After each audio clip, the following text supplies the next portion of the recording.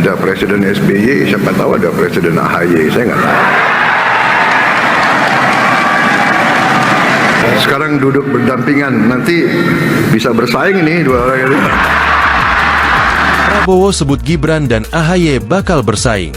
Presiden Prabowo Subianto menyinggung Ketum Partai Demokrat Agus Harimurti Yudhoyono, AHY, dan Wapres Gibran Rakabuming Raka yang duduk berdampingan. Prabowo mengatakan AHY dan Gibran berpotensi bersaing di masa yang akan datang.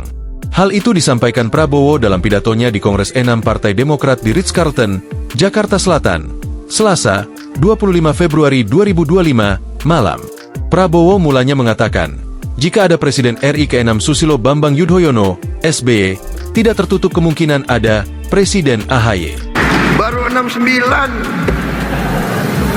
Wah, siapa tahu?